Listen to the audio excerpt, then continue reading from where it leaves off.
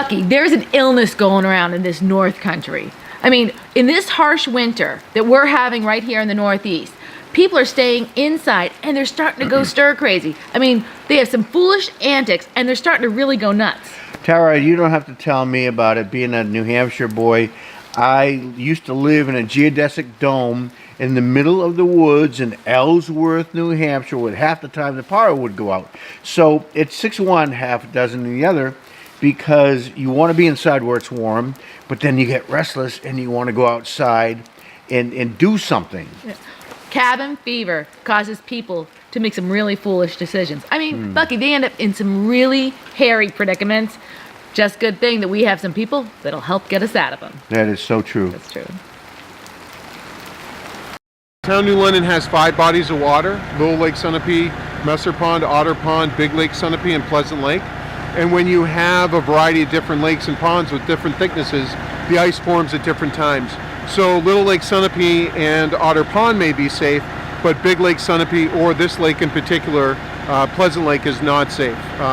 In fact, the ice sort of skimmed over the beginning of December, but we still had open water a week ago here on Pleasant Lake. So my name is Corey Bartlett, and I've been part of New London Fire Department for about a little over 2 years now. So this is called a horseshoe. There's a few different names for it. But all it is, this is all the same rope here. Yes. This is hooked into me. You make a loop in the rope. So when I get out there, I'm gonna put this around Jenna. And when I'm ready to pull, as they pull, Jenna will be around this. She's gonna come up off onto the ice. And when she comes up onto the ice, I'm gonna get behind her and grab onto her, and they're gonna slide us both out. But this is a real simple, quick thing to do. I'm gonna go out there with this around my neck. And as I make contact with her on the shelf, all I'm gonna do is grab her hand and slide this over my arm onto her arm and over her head, around her chest, and we're good to go. So, Fantastic. real easy, real simple. Sometimes simpler the better. But obviously the ice sled has its advantages too. So, when she's ready, we'll go get her.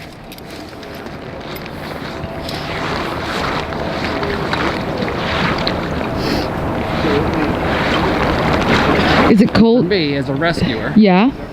I want to go out. I can walk for a little ways, but once I hit the slick ice, I'm not wearing a helmet, so I want to stay low. And obviously, if I slip and hit my head, that's no good.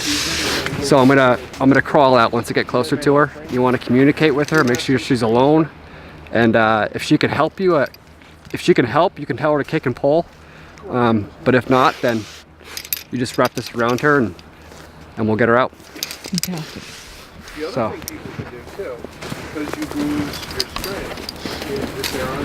You always want to make sure your crew's ready. You guys ready? Ready? Okay. I heard that. Jenna, you alone? Yep. Okay. I'm coming to get you, okay? Don't lunge at me. Just relax.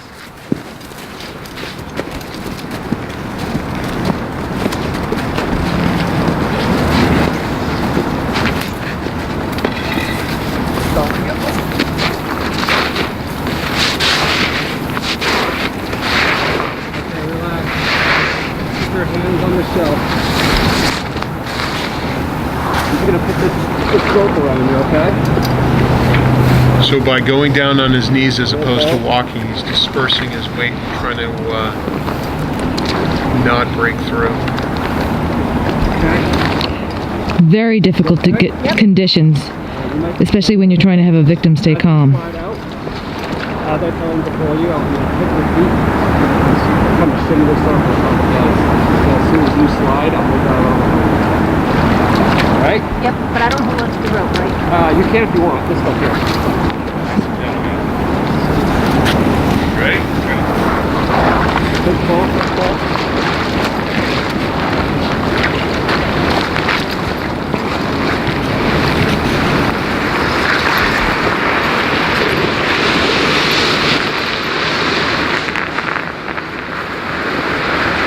Corey, that's excellent.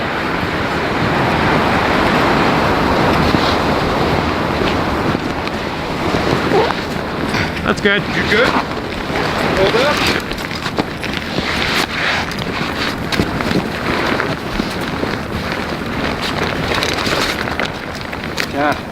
Nice work. That was Yeah. good.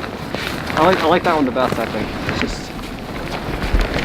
Chief, we just, whoops, whoops, okay. Chief, we just came in from a fantastic training session of ice rescue on the ice. It was so exciting watching your team work in unison and create some great education for the viewers. So how many ice rescue calls do you get? So last year, the New London Fire Department responded to 959 calls. So a fair number of calls. Approximately 25% of those were medical calls. Every year we respond to right around 140 to 150 vehicle accidents. Those are the more numerous incidents that we respond to. We respond out of almost 1,000 calls to approximately 10, which isn't a ton, but we do get called often to ice rescues. Since the town of New London has 5 main bodies of water in the town of New London, we do have an opportunity to go out and assist some people. In December, there were several calls where we had an ice skater and a dog fall through the ice. And then just after Christmas, just before New Year's, a small child fell through. And fortunately, they were able to get themselves out. But certainly an area of concern when it comes to ice safety and some of the responses that we go to. A huge part of that is education too, which we're trying to do at Wicked Yankee TV by educating the viewers, coming out, meeting the fire department, and seeing the work that you're doing in educating people and also the training, so you are prepared. We are very grateful to have the crew that we have here at the New London Fire Department. We're the New London Fire Department. We love Wicked Yankee TV.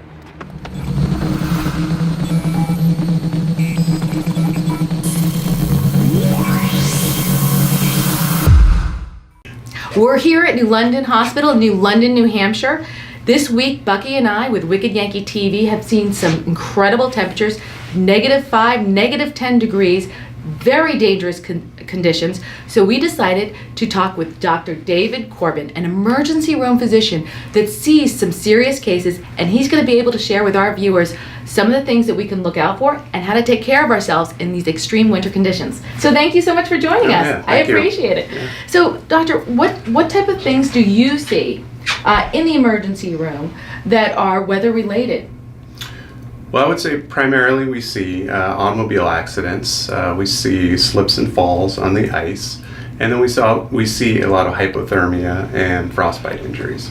Can you tell us a little bit more about the hyperthermia and frostbite? Sure. So frostbite is caused when the ice crystals form underneath the skin layers. They then expand, causing cellular damage. And the symptoms will be swelling and pain primarily. It usually starts with something we call frost nip, which is an early form of frostbite, but then rapidly progresses to frostbite. And how does it look? Does it look different on your hands? Because you always hear, like the movies, oh, it turned black or it was white. What does it look like? Yeah, absolutely. So initial signs of frostbite are a reddening of the skin and a mild swelling accompanied with pain. Pain is probably the most prominent symptom that would occur and would require someone to seek medical care. And it's our body's natural response. After that, what you'll see is the pain will become worse to a point where it will subside completely, and at that point the nerves have been damaged, and that's when you have deeper frostbite and cellular tissue damage, which is sometimes retrievable, sometimes not. What should you do if you suspect yourself or a loved one or friend of having frostbite? Yeah, that's a good question. So if you're in an area where you can't seek medical attention, the first thing to do would be to get this skin exposure away from the cold. So in other words, enter a warm facility, whether it be a house or a cabin. We don't recommend rapid rewarming with a fire, for example, or a wood stove. What we do recommend is tepid water rewarming. So about 40 degrees, which is about 101 degree, kind of the temperature of a jacuzzi or Oh, that sounds great. tepid water. And what we would recommend is that you keep that immersed for about 30 minutes to slowly reverse the effects of the frostbite. I'm glad that you mentioned that, because I remember reading about George Washington at Valley Forge when the soldiers came in. They were so frozen, and one of the dangers that happened was heating them up too fast. Why is that dangerous? Well, because if you remember what I said earlier, the frostbite is actually a cellular change, right? Okay, So the right. ice crystals form in the cells, and when they do, when we rapidly rewarm that or take something from a solid to a liquid back to its normal state, Right. it damages the cells further. So Okay. to do it in a fashion which is a little bit slower, a little less heat is the way to do it without inflicting further injury to the skin. And at what point should they always come to the hospital if they suspect frostbite?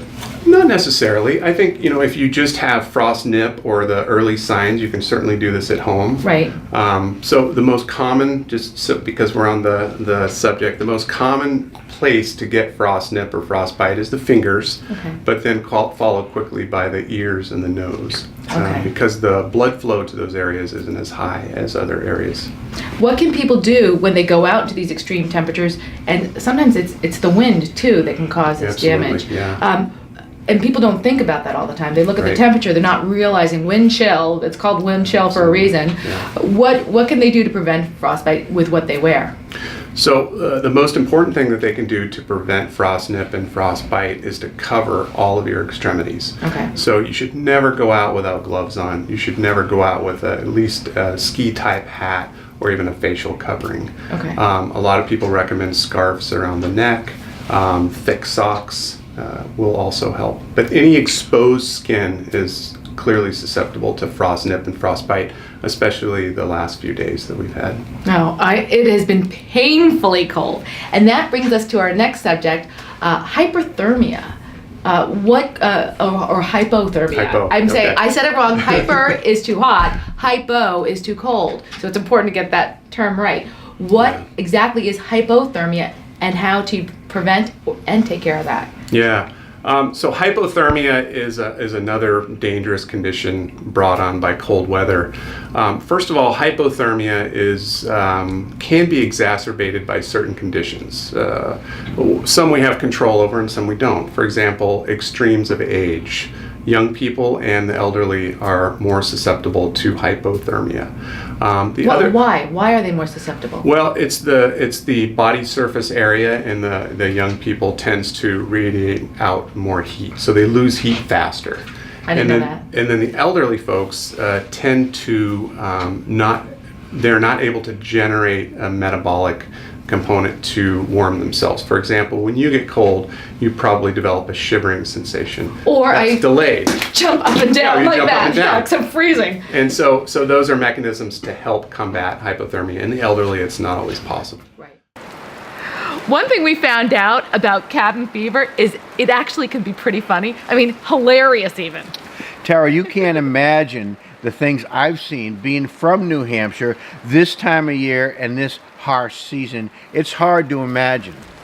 Bucky, I'm afraid to even ask. You don't have to. Let's watch.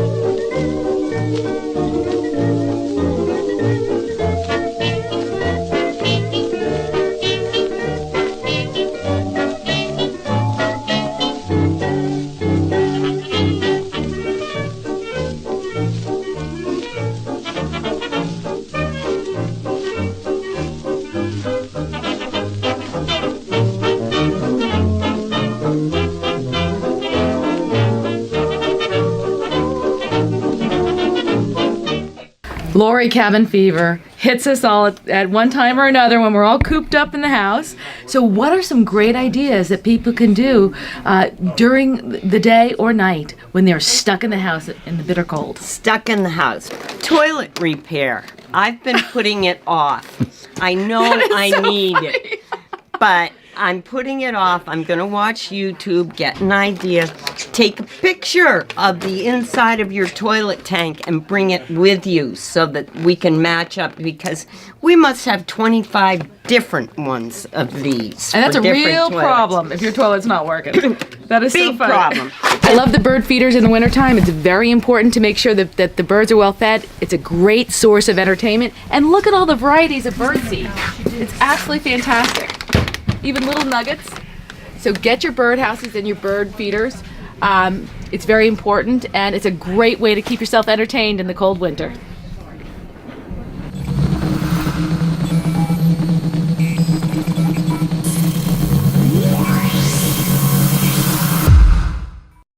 Bucky, what do you get when you combine one of the prettiest lakes in the entire area with the oldest fish and game club in the entire state? Well, the oldest fishing game club in the state is the Elkins Fishing Game Club. I know that. And you must be talking about Keyser Lake, which is a beautiful lake, and the fishing derby they have there in January. Yeah, that's right. They have a great fishing derby called Fishing Down Under. Today's event is our annual ice fishing derby. We do this, we call it Fishing Down Under, and as you can see, there's quite a few people out on the lake today. This is an event that we run every year. We generate money so that we can give it to a family that's in financial difficulty.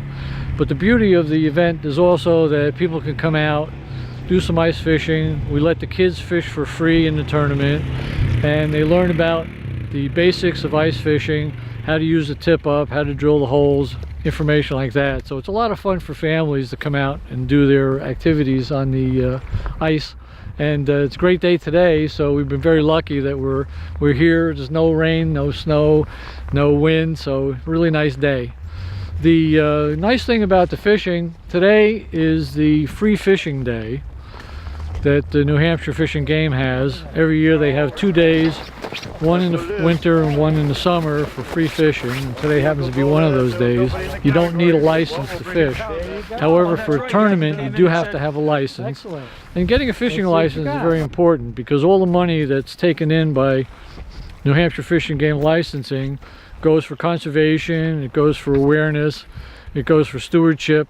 All of these programs that Fish and Game has are very important to the health and the propagation of the wildlife in the state. So it's very important that people buy a license, go out, have a good time, fish with their kids, teach them how to enjoy the outdoors, have a good time. It's a great event, and it's a lot of fun to fish. Yeah. Ooh. Drum roll. Bigger size?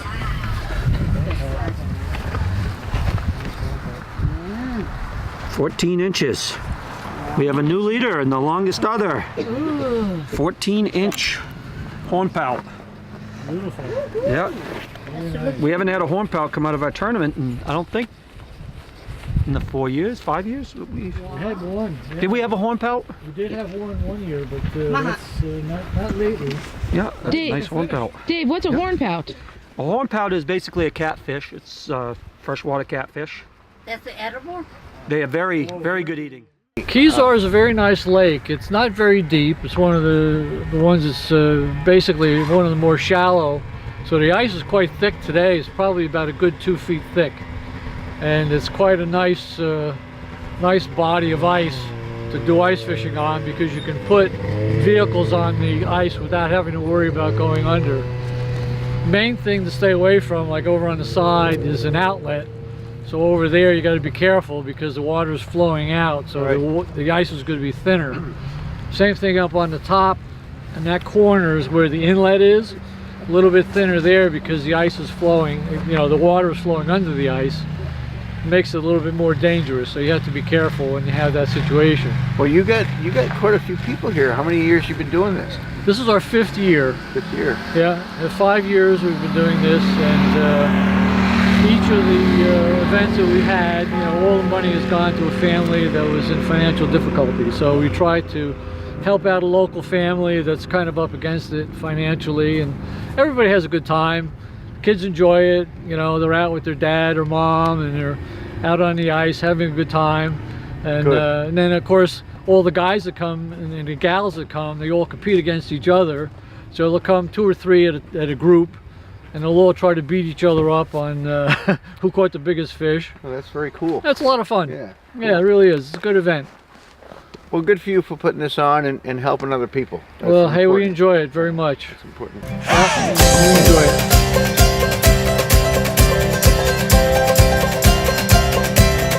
I've been waiting for the earth to move beneath my feet. I've been screaming from the top of the mountain, can you hear me? I will become to you what I am to me. I will become to you what I am to me. I will become to you what I am to me. What I am to me.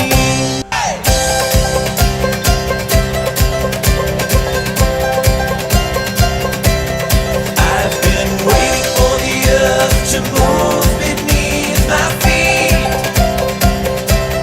I've been screaming from the top of the mountain, can you hear me?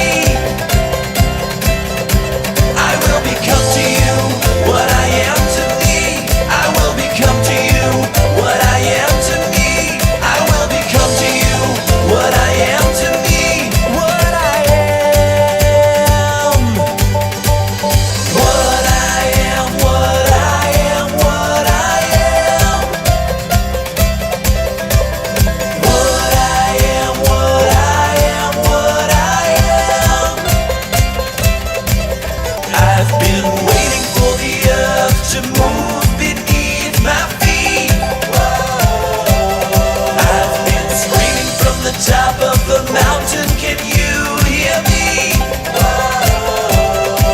I will become to you what I am to me. I will become to you what I am to me. I will become to you what I am to me. What I am to me. We're going where no roads were before. Wait, hold on. Bucky, you're so good at driving. Bucky, how did you learn how to drive a golf cart? I went to school for it. Wait! We're not gonna make this!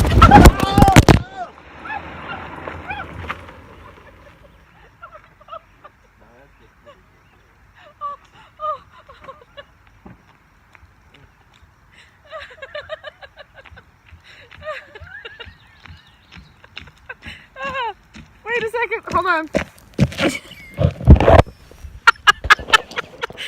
Wicked Yankee TV.